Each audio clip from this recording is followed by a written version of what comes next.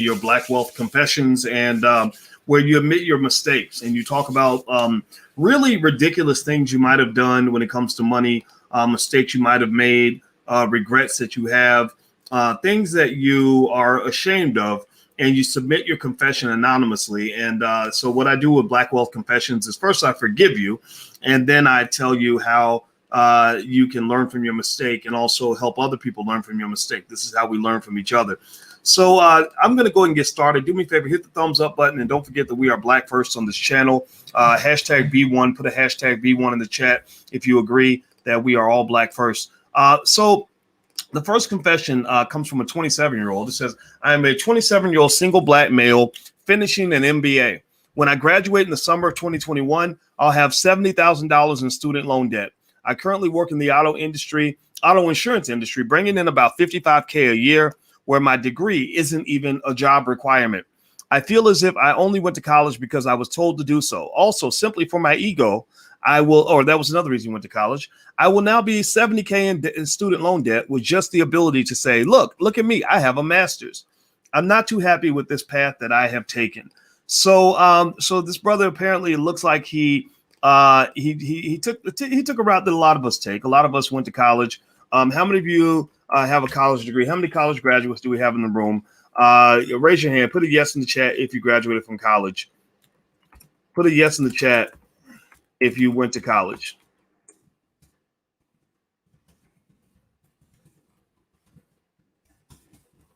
Okay. All right. I see a lot of yeses coming up. Yeah. A lot of you went to college, right? I mean, that's what a lot of us did. And a lot of us did it because we were taught that was the best way to be successful. And it doesn't mean college can't be connected to your success, right? I'm not here to say that college is always a bad decision or that it's a bad thing to do. I'm just here to kind of give you some nuances that you may not be aware of. The interesting thing that caught my eye with this particular confession, because we've talked about student loan debt before. I've explained to you guys in the past that student loan debt is really the number one the number one reason the Black wealth is actually falling behind. That's literally the number one factor. And so what's fascinating. Okay, Drock says this is my post. Okay, well he's not anonymous anymore. So if that really is you, then I think that's great. That you're owning up to it. And I think it's important to accept or to go ahead and be honest and talk about the mistakes we've made so that other people can learn from our mistakes. Because with each generation, we're supposed to get better.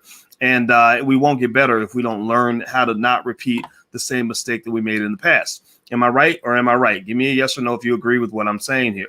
So making mistakes is okay. The question is, how do you handle your mistakes? How do you come back from those mistakes? How do you fix those mistakes? So here's what I'm going to lay out for you really quickly.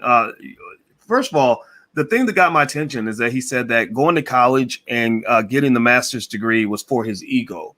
And that's interesting to me because what that really says is that you get a lot of your self-esteem from, getting degrees from white people. You tell me the truth. I mean, seriously, when you're born to believe that because you're Black, that you're just pretty much nothing until you get validated and labeled. And it might be labeled with a fancy job. Maybe you're labeled with a certain degree. Maybe they label you with a Grammy or an Oscar or some other worthless award. Maybe they'll label you in some other way. Maybe you get labeled with the clothing that you wear. We all look for labels. And it's so subtle that we don't even know that we're looking for labels. We don't even know that. We just do it because everybody else is doing it, right? We like to be Gucci'd up and everything else and tell everybody, look at me, look at what I'm wearing, look at the brand I have on, because that gives you your self-esteem, that gives you your validation.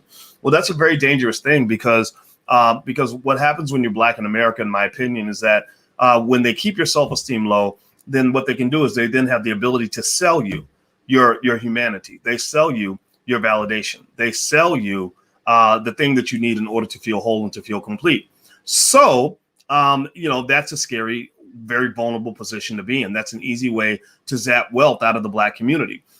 So here's the deal. One of the things I would say to you is, we have to start off with some basic stuff. A lot of spending and how you use your money is deeply linked to your self-esteem. And I'm not just talking about spending money on expensive college degrees. I'm talking about just going into jewelry stores and buying luxury items and things like that.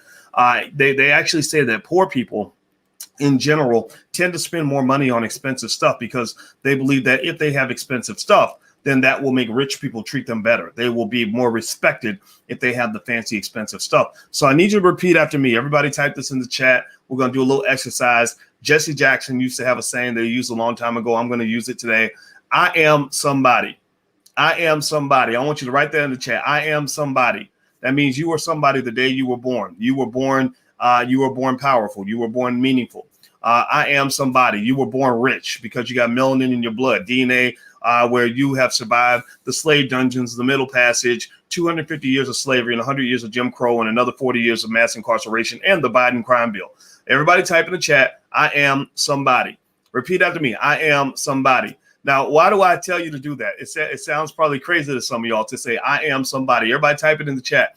It sounds crazy for me to do this exercise with you, but I'm doing it for a specific reason. The reason I'm doing this exercise with you is because if you believe that you already have your validation and your self-worth, then you don't have to go give somebody money so you can feel like you're important, especially not your oppressor. You don't have to go to your oppressor. I mean, these are the same people who put you in chains. These are the same people who wanted to kill your great-great-grandma. These are the people who might have raped your great-great-great-great-grandparents, right? So why would you be seeking validation from people who hate you? You look at a lot of college campuses. When I was at Syracuse University, I saw students spending $50,000, $60,000, $70,000 a year to go to school there, and the faculty were racist. They had racist professors. And why would you go give money to a racist? Process this for a moment. Why would you give money to a racist system so that they can give you something that makes you feel better about yourself? Who cares what they think about you? Now let's put this to the side, though. I don't want you to think that I'm saying that a college degree is bad or that it's worthless. I got a 17-year-old in the office next door to mine. We have offices right next to each other. And because I wanted to be near me, I wanted to see what it looks like when a black man's working every day. And he's going to college next year. And we're very happy he's going to college because college is a lot of fun. And I said, it's a great place for you to work. I'm his bonus dad. I'm not his biological dad. You would know it instantly because he's about 6'6". And I just say to him, me and his dad say to him, you know what, son, the college is going to be great. You're going to have a great time. It's going to be a lot of fun. You're going to meet a lot of pretty girls. You got to be careful. But at the end of the day, if you really want to be economically successful, you're going to have to do more than college. College is the cake. You need the icing for it to be a good cake. Maybe college is the cake, but you need icing on the cake in order for it to taste good. And you need a more balanced meal. Your whole meal can't just be cake. Your whole meal can't just be cake with no icing, or it's not going to be a very good meal. You need some fruits and vegetables. You need some meat. You need all the food groups in order for that to be a complete balanced meal. So college is the cake, and the cake is delicious, but you need icing on the cake, and you need more than just cake. Do you follow what I'm saying? Give me a yes or no if you know what I mean. So that means that, look, go to college, have fun, study hard, bust your butt, make good grades, get the degree. God bless you. But here's the thing. You're a black man also. You're never going to be a white man. No matter how many degrees you get, you will never wake up one day and see your melanin has been zapped out of your body. You will never wake up one day with blonde hair and blue eyes. You will never wake up one day as Tom Smith, from Martha's Vineyard. You are always going to be a black man, which means that when you go into certain environments, you are going to be intimidated because you're tall, you're black, and you're intelligent, and you're ambitious. You're going to go into situations where you're going to always, your whole entire life, you're going to be in corporate America in a white supremacist system. And notice that, surprise, surprise, in the white supremacist system, white people get all the rewards, right? But because that system was built for them, it wasn't built for you. You're as ridiculous as somebody trying to go to China. You're an American trying to go to China and expecting to get the same opportunities that a Chinese business is going to give a Chinese person. You will never go to China and get the same opportunities in a Chinese business as Chinese people are going to give other Chinese people. That doesn't even make any sense. To even think that that's a possibility means right there they've infected you and injected you with something worse than coronavirus. They've injected you with just ignorance and some sort of mental illness where you grow up thinking that if you go and you get enough education, that one day you'll wake up and be a blonde-haired, blue-eyed white boy. That ain't going to happen. That ain't going to happen. No matter how much education a black man has in America, you can end up like Smokey in the movie Friday, who got fired on his day off. Right? I know brothers with master's degrees who got fired on their day off, who never got the promotion, never got the job they wanted, never got the pay that they wanted, and were very, very frustrated. I'm talking about guys that good men who never broke the law, never used drugs, never beat up on a woman, never did any of the trifling stuff on TV, did everything right, followed the rules, paid attention, were well behaved, and still didn't get the opportunity that they would have gotten if they had been white or maybe if they had been gay. Like, let's just keep it 100. The only person in corporate America that makes the same amount of money as a white male is a gay black male. I don't know if y'all know that or not. So what I say is, for this person, and I got the sense that the person who submitted this Black Wealth confession was a man. I don't know why. I think that maybe that's the sexist in me. I apologize if that's the case. Craig was Ice Cube played Craig. Smokey was played by Chris Rock. Or maybe Craig got fired on his day off. There you go. Craig got fired. It wasn't Smokey. It was Craig. See, that's even worse because Craig was the good guy. Craig was the straight guy. Smokey, you can see why Smokey would get fired. But Craig did everything right. Right? Craig didn't break any law. Craig was a good guy. Right? So my point on the matter is to say that when you're a Black man, you have different rules, and it's very important that you also play by different rules. It's also very important that you move in a different way because you're dealing with a different situation. And it's very important that you know this, because if you don't know this, you're going to be very frustrated your whole entire life. Now, by the way, do me a favor, please take 1 second real quick. Please hit the thumbs up button, share, and subscribe button. Also, those of you who are watching on the Black Financial Channel on Instagram, you can follow the Black Financial Channel on Instagram. Just look up the Black Financial Channel. And if you want to submit a Black Wealth confession, the URL is right there on the screen. It's blackwealthconfessions.com, blackwealthconfessions.com. So feel free to submit your confession, submit it anonymously. Tell me about something stupid that you either have done with money or something stupid that you're doing with money, and I'll address as many confessions as I possibly can. I can't address them all, but I will address as many as I can. And also, don't forget that our Black Wealth calendars are out now. So if you want a Black Wealth calendar for 2021, where we put Black Wealth principles on a calendar that you can put on your refrigerator, go to blackwealthcalendar.com. That's blackwealthcalendar.com. Let me lay out a couple more thoughts. I'm going to read this confession again, and then I'm going to address it again so we can learn something from this person's experience. First of all, you're 27 years old. Oh, that's why I knew it was a Black male, because he says, I'm a 27-year-old single Black male. Pay attention, boys. Pay attention. Okay. Hello. I'm a 27-year-old single Black male finishing an MBA. First of all, congratulations. That's really awesome. 27 years old. You got your whole life ahead of you. No matter how much dumb stuff you've done by the age of 27, you can usually recover from most of it. Okay. So he's 27 years old, finishing with an MBA. He graduates in the summer of 2021. I have $70K in student loan debt. I currently work in the auto industry, bringing in about $55K a year, where my degree isn't a job requirement. A lot of people end up in that situation where you get a degree in one field and your job doesn't even require a degree in that field. Here's a little interesting thing about college that I found fascinating. When you get about 40 years old, nobody really cares what you majored in college. Seriously, nobody cares if you made straight A's or straight C's. Like, nobody cares. I have people that work for me. I don't even know if half of them went to college. I don't even ask. I know if they can do their job, though. I know if they can do their job, but I don't know if they went to college. I do not care. I do not care. Having a piece of paper does not make you more qualified for the position, at least not when it comes to people that are trying to get results. And also, there are a lot of college degrees or a lot of college graduates who have fancy degrees who work for people who never went to college. Right? You get up every day in a suit and tie. Your boss comes to work in his pajamas because he learned the stuff that mattered. He had the essential skills. See, you're an optional worker. He's an essential worker. You're in the background. He's on the front lines. The essential workers on the front lines, economically speaking, historically, have been the people that knew how to do what is most important in business, which is know how to make money. So his work was essential. Your work is optional. After the essential workers do their work on the front lines and go find a customer and sell a product, then they come and get you, the college graduate with the fancy piece of paper, to go help shuffle enough paper for them to make more money. That's just what it is. That's just what it is. So if you're really talking about, now I want y'all to know, do y'all want to keep it fake or keep it real? Do you want that fake education, or do you want real education? A lot of fake education happens in college. I've seen a lot of people go to college and spend more time preparing for a step show than they spent preparing for any test that they took the entire 4 years they were there.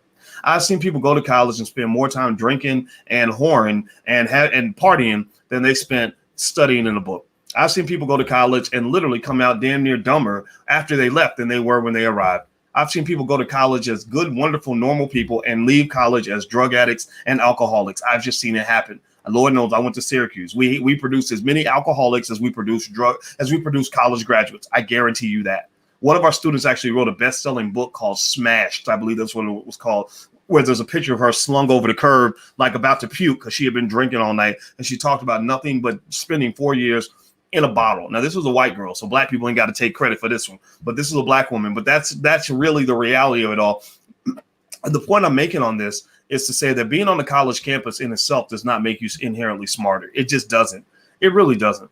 I know people who stay at home, who are the essential workers, who learn the essential skills. The skill is, okay, I need to figure out how to go get paid. I'm going to figure out how to get a customer, how to get a product to that customer, and get that customer to give me money. So that's the skill that I'm going to learn. And they learn that skill, and that skill carries them for the rest of their life. They're then able to do whatever they want. They're making insane amounts of money. They're doing extremely well. So what this person probably needs, I would say, it sounds like you're not happy with your life. That's the point. That's what I'm getting to. It sounds to me, look, you said you're 27 years old, you finished your MBA, you should be cheering, you should be happy. You're 70K in debt, but you're looking around and you're like Neo in the Matrix. You are asking yourself, like, what is this all that there is? Something doesn't seem right. I make 55K a year. I hate my job. I have all this debt, but I have an MBA. So I'm supposed to be a successful black man. The bougie Negroes are all congratulating me, but I don't feel happy. Something's missing, Mom. I just don't know what it is. Well, I'm here to tell you, Boyce, aka Morpheus, let me be Morpheus, and I'm going to give you the red pill or the blue pill. And I'm going to tell you that the reason, Neo, that you feel like something isn't right is because something is definitely wrong. Something's wrong. 70K in debt is a lot of money. You damn near have a mortgage and have no house. Your mortgage is that piece of paper. Integration was this interesting thing where they convinced us as black people to want to go to these white universities, and there was a ticket. There was a cost for the ticket for admission. The ticket for admission was you got to pay us all the money you have and even pay us money you don't have, all the money you're going to have in order for us to give you a piece of paper so you can get certified to go work for another white man. Well, you know what? When you're working for somebody and working until the death and you're getting enough money to get by while your boss is getting rich, well, what makes that different from sharecropping? Some black college graduates, unfortunately, are nothing more than educated sharecroppers.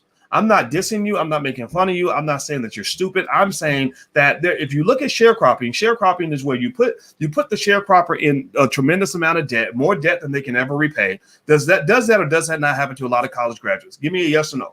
How many of you feel that how many of you know a college graduate who has more debt than they can ever repay in a lifetime? Yes or no? Give me a yes or no if you know somebody in that category.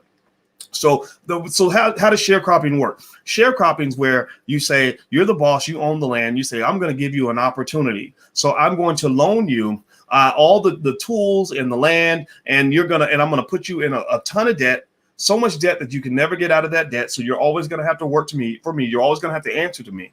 Right? You have no choice now, and you're going to work, and you think you're getting ahead. You think you're going to work yourself out of the debt, but the joke's on you, because you will never work out of that debt. You will be a person that's swimming really, really hard in a swimming pool where you're not moving an inch. You're just going to spend your whole life like a hamster running really, really fast on a wheel, and you're not going to move an inch because the whole wheel was designed before you came along. So in many cases, a college degree, if you're not careful, can become your ticket to educated sharecropping, where you're stuck in more debt than you can ever repay. You're not generating the income that allows you to eliminate the debt. And so therefore, you're pretty much just destined to work until you die. And when you die, your family has no assets. Well, just surprise, surprise. This has been going on for over 2,000 years. Europeans, white people did this to other white people. White people used to do this to other white people. If you go back to the feudal systems in Europe back, 1,500 years ago that they did in Italy and other places, that was how it was structured. 90% of the population were the peasants who would work their butts off on the farms to take care of the nobility, the top 10%. That's the ugly form of capitalism. So what I want you to understand is that if you don't make an adjustment, if you don't get off the grid, if you don't take the blue pill, or I don't remember if it was the red pill that Neo took, whichever pill you got to take to get your ass up out of that situation, you better do it. You better do it. So what does that mean? Well, this person probably needs an income accelerator. They also need an accelerator for happiness. An income accelerator might be, for example, learning how to run a business so that you can increase your income level so you can go knock out that debt. A lot, they're not giving people a hard time for not paying their student loan debts. Nobody's really paying it, right? So some people just put it to the side. They defer it. They say, okay, you know what? I'll take a hit on my credit. I'm just going to go out here and hustle and go make some more money, and then I'll come back and deal with the debt later. All sins can be forgiven if you show up with money. I saw an episode of The Sopranos one time where there was a guy who tried to kill Tony. Tony was the big boss. He tried to kill Tony, so Tony was pissed at him, and the guy disappeared, and he was looking for him. He was looking for him because he's going to kill him. And then the guy shows up. One day Tony's eating lunch, and the guy walks up, and Tony stops eating it. He starts eating the spaghetti in the middle of a bite. He's got some spaghetti hanging out of his mouth, and he just looks up at him, and he's like, what the fuck are you doing here? And the guy's like, look, Tony, I know you're mad. Tony, I know you're mad at me. But I got $100K in the bag. That's just for you. And Tony's like, you got $100K in the bag? Okay, sit down. So all sins are forgiven because he paid his way out of that situation, right? So what's the point? The point is that with the student loan people, if you're not paying that student loan debt and you leaving it to the side, they kind of get it. I'm not telling you to do it. I'm just telling you I've seen people do this before. They kind of get it. Some of y'all may have already defaulted on your student loans. It's okay because actually half of all Black college graduates default on their student loans, right? And it does hit your credit. There's no question about it. But if you have an exit plan, maybe in a plan where you're taking that extra money and you're investing it consistently, maybe you're acquiring some real estate if possible, or you're putting your money into a business that can increase your income and get your side hustle moving, right? Then maybe you can come back later and come back with enough cash to get that fixed. You know, I can tell you as a person, I've had terrible credit. There's been times when my credit was in the garbage, and the reason it was in the garbage, I knew what my credit score was. I knew it was garbage. I just had to pay for everything with cash. But you know what happened? When I got enough cash, I went back, I paid off a bunch of the debts, got them removed, and everything was fine. My score went right back up, right? But one thing I was not going to do was I was not going to slave away for the next 30 years at a low-paying job just to make enough money to barely pay back student loans. That was one thing I was not going to do. So it sounds like this brother needs a transformation in his life, right? He needs a better career, a career that he actually enjoys, not the one that his mama told him to do. In fact, actually, he talks about this. He mentions in the Black Wealth Confession. Let me see here. Hit the thumbs up button. Please hit the thumbs up button. And by the way, if you want to submit a Black Wealth Confession, just go to blackwealthconfessions.com. And you can actually see my responses to other Black Wealth Confessions if you want to subscribe to financialjuneteenth.tv.com. Let me see if I can put the URL on the screen. There we go. So if you subscribe to financialjuneteenth.tv.com, you can actually hear my responses to some of the other Black Wealth Confessions. It's a good platform. It's designed to help you. So I hope that you'll take advantage of this resource. He says, I feel as if I only went to college because I was told to do so. Also simply for my ego. Those are two very dangerous reasons to make financial decisions. The reason it is a bad decision to do things just because other people told you to is because people are stupid. People are sheep. People follow the crowd, even if the crowd is headed to hell in a handbasket.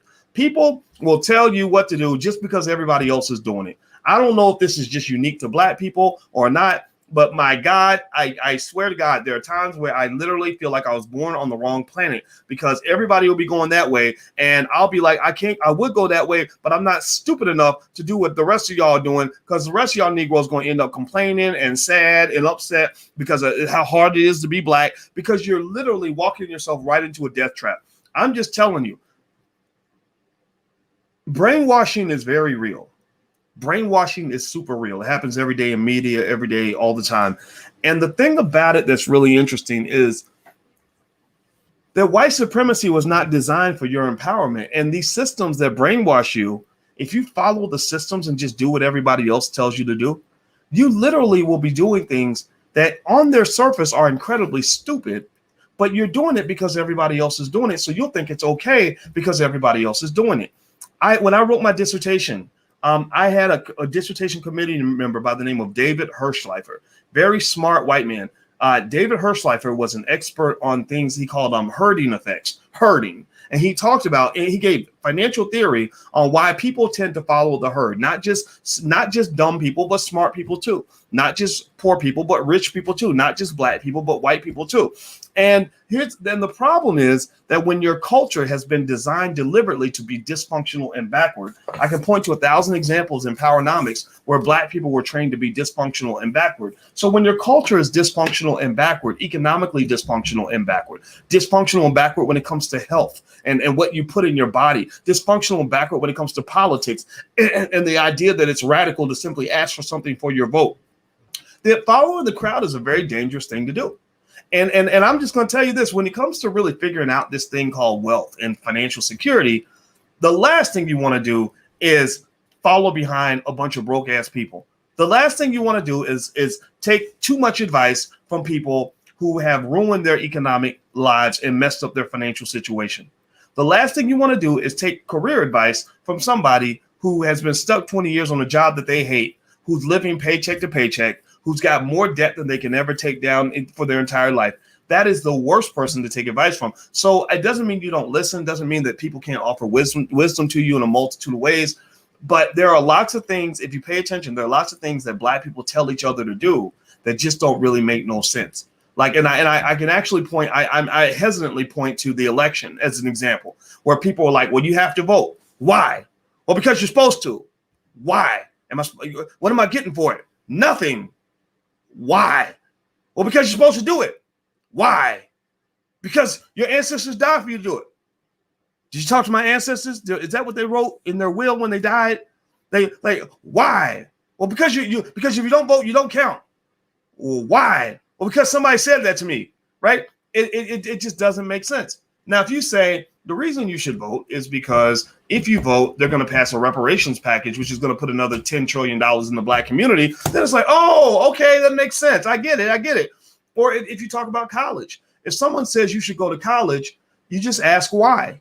What is college going to do for me? And it doesn't mean that there's no answer. It doesn't mean college does nothing for you. Let's make that clear. I want to make that clear because when you present solutions or you say something different, people love to misconstrue the message. They love to reshape it into something that it wasn't. So they'll come back and they'll say, Dr. Boyce, you're telling black people not to go to college. I never said don't go to college. What kind of hypocrite would that make me? All my kids in this house are going to college. All of them. We got one going. They got accepted to 2 colleges this week. He's going to college. Right. So I'm not saying don't go to college. I'm saying that the word why is really important. So you know why this decision is going to work for you and how it's going to play out in your long-term wealth plan. How's this going to play out in your happiness plan? How's this going to play out in your freedom package?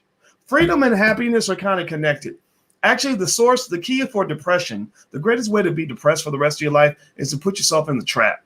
Gucci Mane and Jeezy, They did a versus battle this week, and Gucci Mane and Jeezy were rapping about. They love to rap about the trap, like we glorify the trap. The trap. When I was in the trap, I couldn't take naps. I almost got slapped. Pep, pep, pep, pep. Right. You just rapping about the trap. It's like the trap. We love the trap, and there are some people who literally will guide your black butt into the trap.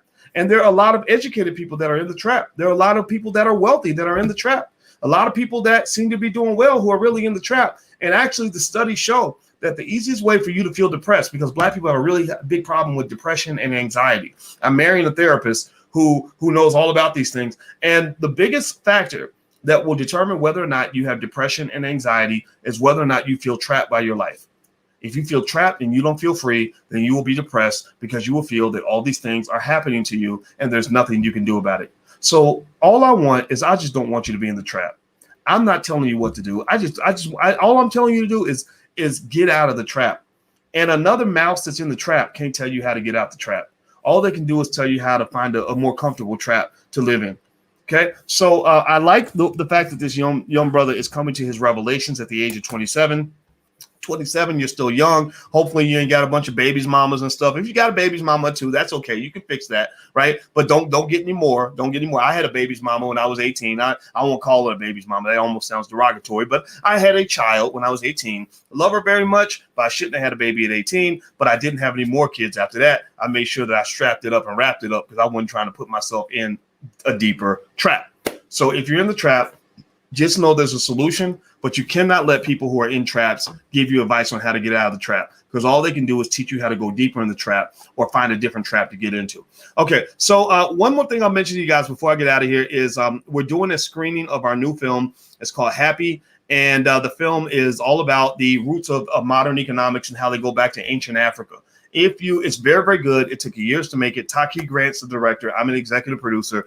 And if you want to watch the screening of the film, you can get a ticket at blackmovienight.net. It's going to be a virtual screening. You can watch it at home. You're going to love it. It's a really, really, really, really, really, really, really good movie. So go to blackmovienight.net, not .com. It's going to be Saturday night. I think it's 7 o'clock. So you can go to blackmovienight.net and get a ticket. And then also don't forget that the Black Wealth Calendar is out. So if you haven't got a Black Wealth Calendar, feel free to go take a look at that. And you can put that on your refrigerator and put Black Wealth Principles in front of your kids where they see them every day. And you have to drill these things into your mind. The best way to respond to brainwashing or white supremacist brainwashing is to brainwash yourself with Black excellence. So you counter their brainwashing with your own brainwashing and brainwash yourself to understand how great you are, how much potential you have, and how you can do anything that you put your mind to. And then that'll overcome whatever nonsense that they're feeding you in the media. Okay. So anyway, guys, I'm out of here. Have a good day. Hit the thumbs up button, share, and subscribe button before you go. And I will see you soon. I'll come back with another Black Wealth confession probably the next day or two. Take care. Talk to you later. Bye.